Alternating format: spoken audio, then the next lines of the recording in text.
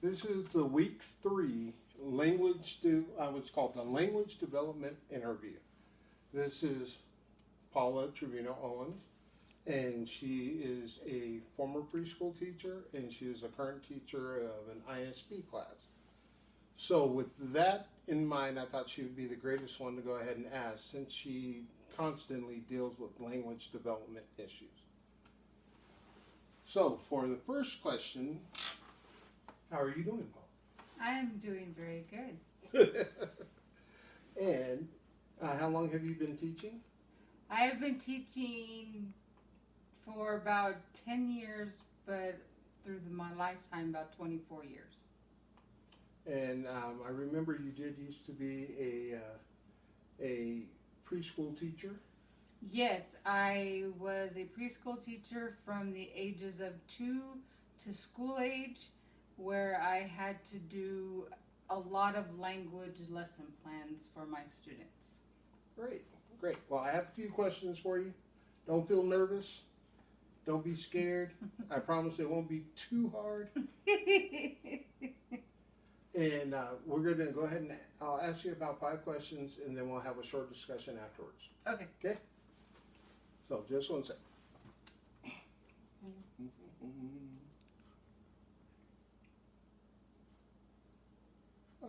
Okay. Well, since you've already answered the very first question I was going to ask, which is your experience. You were teaching with preschoolers.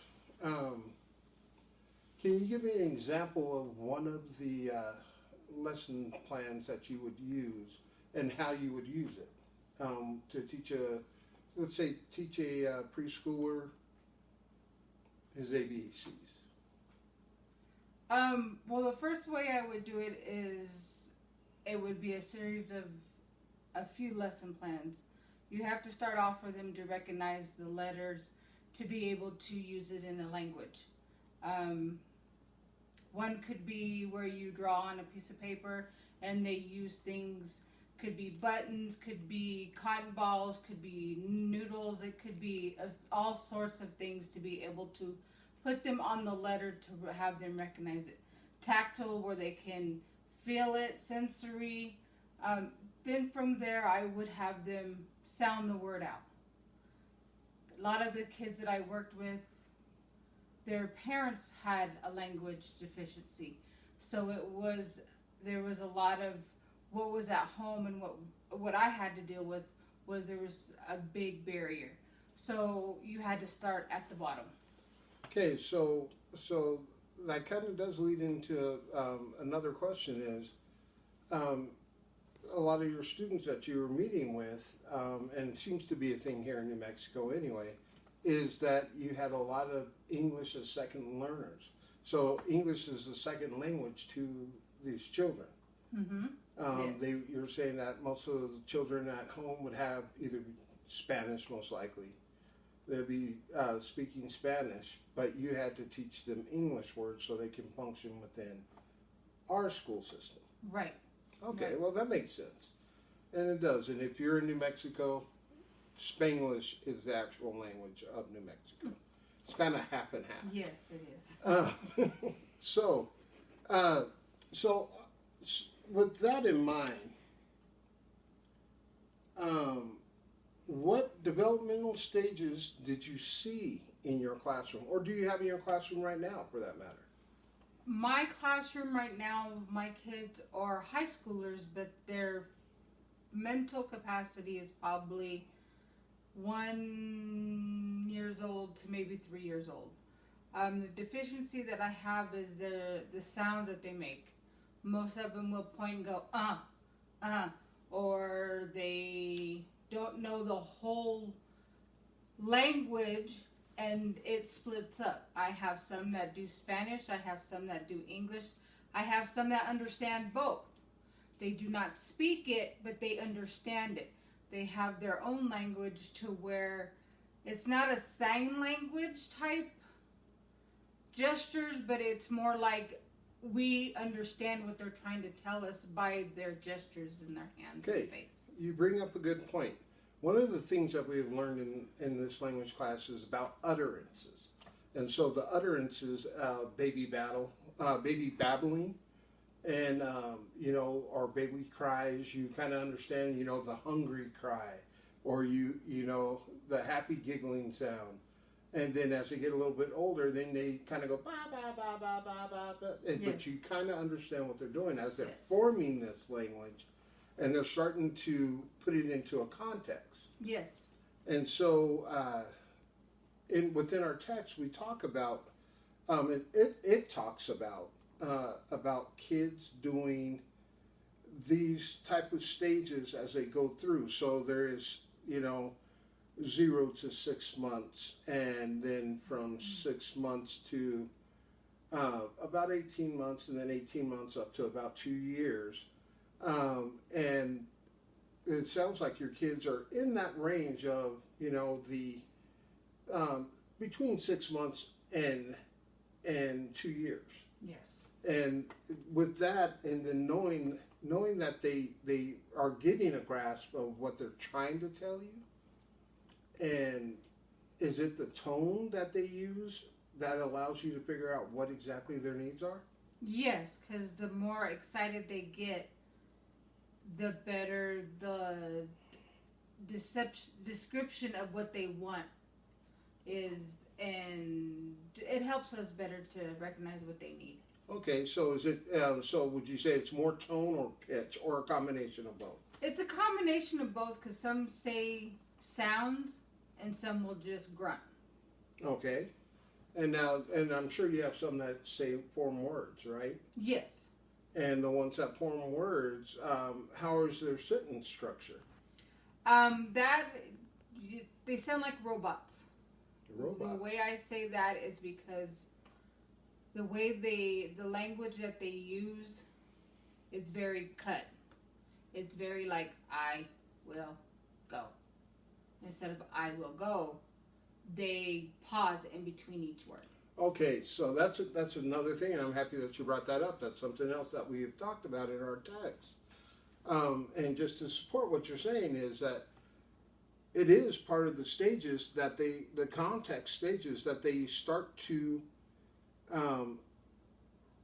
figure out what those gaps are. Yes. And in the English language, as we're speaking, we speak often we flow right through it. Mm-hmm.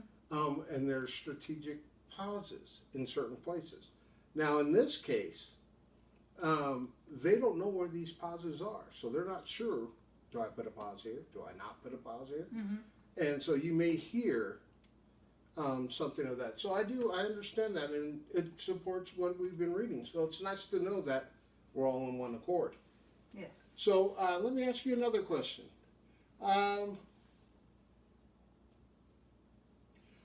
Your physical space in your classroom or in a preschool. Let's just take you back to preschool time. Your physical space, how did that support language learners?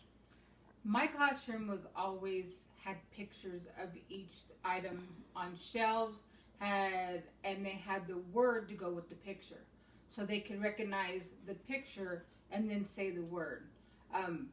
A lot of my kids back then were Spanish, and English is a very hard language to learn when you speak Spanish because of the sounds and the different. This is true. Because you could have one word that sounds the same but means two different things, so they got confused. So I always put a picture with it because then they could recognize the picture with the word. Okay, so in my classroom, and to give you an example, my kids are a little bit higher functioning, actually quite a bit higher functioning. But just the same, some of them are at the stage where they have to learn a second language. So one of the strategies that I use is just the same thing. It's a picture, and usually I use sight words, flashcards. Mm-hmm. So, for example, the word yes. I will show a picture of the word yes. I will show the word yes itself, and then I will show the word see, which is spelled S-I.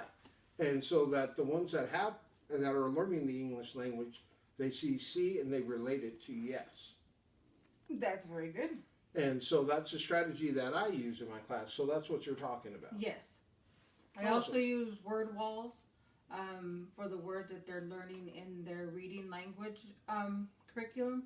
So there's a word wall to where they can recognize the word and they can work on it during the week. Okay, and now how about, so vocabulary seems to be a very good thing to work with. Yes. Okay, great. So I only have a couple more things to say. Then we'll have a short discussion. Actually, I think we've discussed quite well, actually. So let's see. At this very moment, how would you partner with your parents to encourage their support in their child developing language? That's a good question. Most of my parents are Spanish. So I have assistants that will write in Spanish. So what I want to convey to my parents, I have her translate into Spanish. So the communication is always there. I do not speak Spanish. I understand a little bit, but I don't speak it, can't write it. So I have other people to come in to help me with that language barrier that we have from my parents. I encourage them to speak in their native language to their kids because being bilingual is the best thing for any child, special ed, regular ed. So I encourage them to do that. I also encourage them to learn some English, but at that point it's really hard for me to have them learn English because they're so in their native language. But I do want the kids to have both languages, English and Spanish. Okay. Well, so I can see that we